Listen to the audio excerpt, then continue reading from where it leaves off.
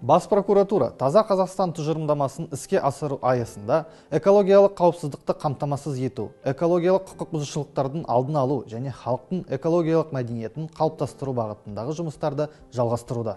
Прокуратура органдары заңсыз қоқыс үйінділерін жою, табиғи ресурстарды қорғау, цифрлық шешімдерді енгізу және қоршаған ортаны ластағаны үшін жауапкершілікті арттыру бойынша шаралар қабылдауда.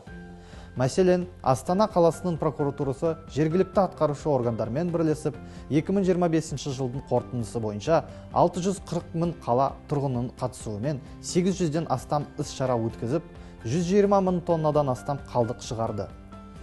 2026 жылдан басынан бері 160-тан астам экологиялық іс-шара ұйымдастырылды. Көктемгі экологиялық айлық аясында 221 мыңнан астам азамат пен шамамен 9,8 мың кәсіпорын қатысты.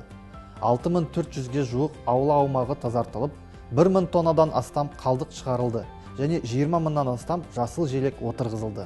Биыл Қазақстанда цифрландыру және жасанды интеллект жылы. Жасанды интеллект көмегінсіз экологиялық мәселелерді оңтайлы шешу мүмкін емес екені анық. Аталған технология табиғи ресурстарды қорғау, экологиялық басқаруды жетілдіру ісінде мол мүмкіндікке жол ашады. Осыған байланысты прокуратура органдары экологиялық бақылаудан заманауи цифрлық құралдарын белсенді түрде енгізуде. Алматы қаласының прокуратурасы заңсыз қоқыс үйінділерін анықтауға арналған жасанды интеллект элементтері бар таза қала цифрлық платформасын әзірледі. Жүйені тестілеудің бір айында 260 заңсыз қоқыс үйіндісі анықталып, олардың 135-і жойылды. Абай облысында ғарыш сапары ғарыштық мониторинг жүйесін пайдалану арқылы 351 заңсыз қоқыс үйіндісі анықталып, жойылды. Сондай-ақ, қалдықтар айналымының ашықтығын қамтамасыз ететін қалдықтар ақпараттық жүйесі енгізілді. Шымкент қаласында тазалық сақшылары жобасы іске асырылуда.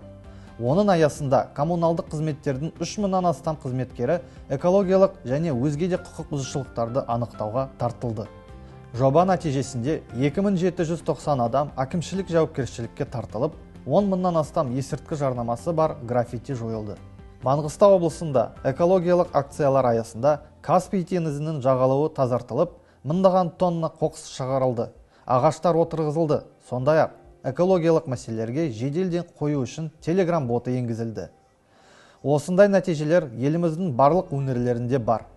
Таза Қазақстан экологиялық бағдарламасы аясында Бас прокуратура азаматтарды экологиялық заңнама талаптарын сақтауға және қоршаған ортаға ұқыпты қарауға шақырады. Жазғы маусым қарсаңында қалдықтарды тиісті түрде шығару мәселелері ерекше өзектілікке ие болуда. Контейнер алаңдарының маңына құрылыс қоқыстарының, ескі жиһаздардың, тұрмыстық техниканың, автокөлік шиналарының және өзге де ірі көлемді қалдықтардың тасталуы жиі кездеседі. Тұрғын үйлердің аулаларында коммуналдық қалдықтарды жинауға арналмаған жерлерге қойылған дивандарды, шкафтарды және басқа да заттарды жиі көруге болады. Мұндай әрекеттер заңсыз қоқыс үйінділерінің пайда болуына, қоршаған ортаның ластануына және елді мекендердің санитариялық жағдайына қауіп төндіруге әкеледі.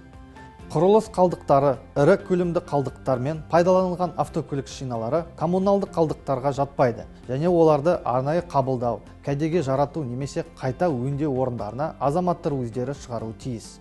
Бас прокуратура экологиялық нормалар мен абаттандыру қағидаларын сақтау әрбір азаматтың міндетті екенін еске салады. Қоршаған ортаның тазалығы тек мемлекеттік органдардың қызметіне ғана емес, әр адамның жеке жауапкершілігіне де байланысты. Таза Қазақстан бұл бір реттік акция емес, экологиялық мәдениетті, табиғатқа ұқыпты қарауды және болашақ ұрпақ алдындағы жауапкершілікті қалыптастыруға бағытталған маңызды қадам.